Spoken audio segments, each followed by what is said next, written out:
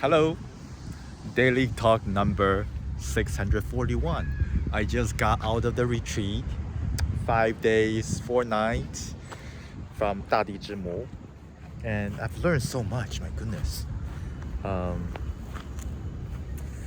through the, I guess the teachers, the guides' teachings, I realized the biggest secret of the universe that I've encountered so far, which is Neti Neti.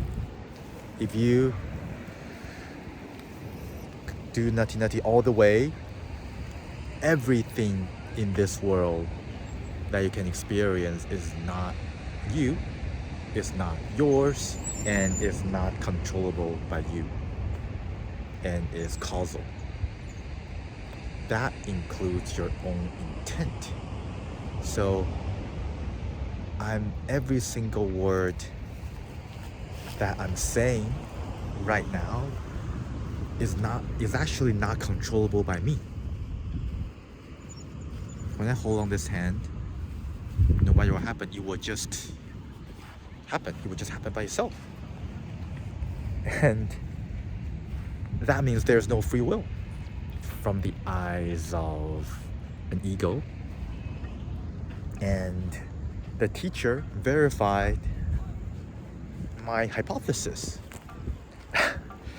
So one side story is that throughout this retreat, I was this guy who kept on asking lots and lots of questions. And they are all very intrigued and amused by my motivation of getting awakened. And I think I have really learned a lot from the couple, Ayin and Nianhua. Thank you very much. I really, really appreciate this. While I didn't really experientially, I didn't have any unique experience. I had some, but maybe right now, for example, right now I feel like,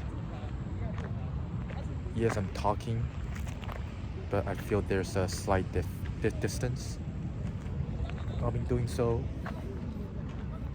And I've done a lot of inquiries throughout this retreat. I've done a lot of contemplation, and I've realized so much. The biggest one is probably Neti Neti. And here's the thing.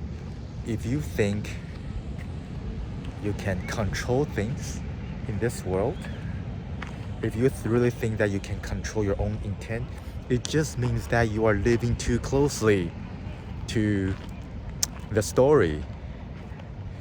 If you actually really stand from the vantage point of an observer, you will observe. If there's enough distance, then you will observe your own intent happening by itself. This is key. This is key. Yes. And so Daniel Ingram is right. I also verify that the reason why we do walking meditation and why we're doing this so slowly is because we need to. Normal people are not fast enough, so we need to move very slowly to enable us to observe, I guess, all these different things happening, including our own intent, including things happening.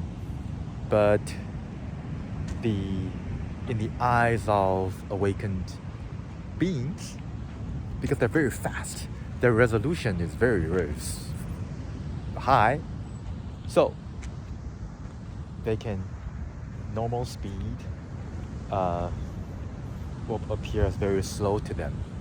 So Daniel Ingram is right. It is all about increasing your own resolution, right? Another good framework, 无常, anicca.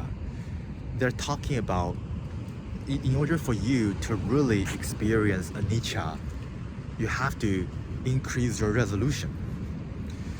无常讲的是解析度，无我 anatta means distance. Once you've created enough distance, you'll realize nothing in this world is you, as in is not controllable by you.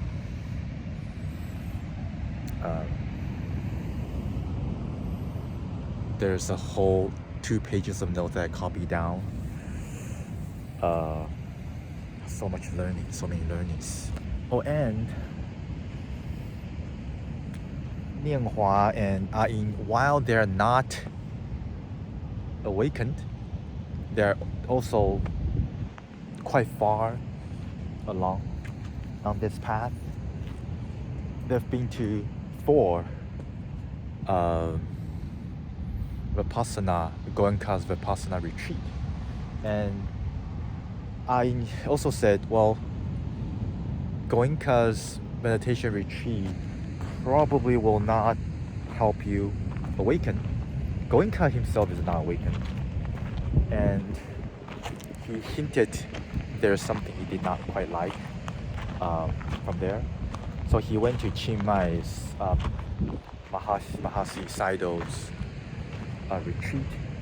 They went there for 30 days, and they say that after the end of 30 days, everything they saw were signals, vibrations.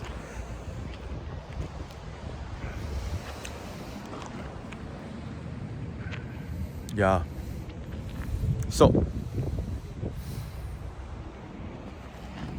I've learned so much, and well, during this retreat, I basically played this persona of a young guy who seems acutely naive seeker who's kind of new to this place, who is very, very motivated to be awakened.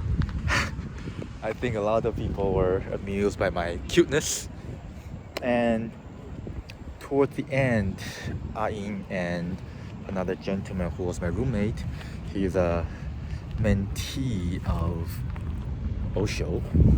Apparently there are still quite a few of them. They said life itself is actually the hardest training ground. Well, this statement sounds very trite, but if you think about this, every person coming out of an extended meditation retreat think they're God, think they have fully awakened, fully realized themselves. But then what happened? Usually, life takes them back. Life will, all these stories will just grab them back into this illusion, this life.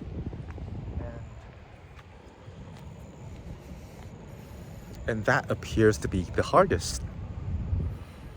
So I think by default, if you're not fully cooked, if you're not fully realized, by default you will be taken back into reality.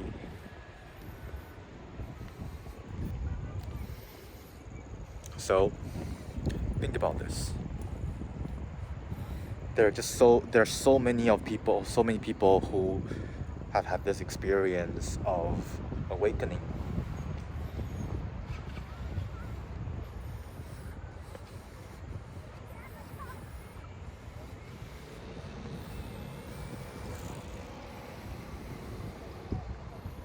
But then it just became an experience.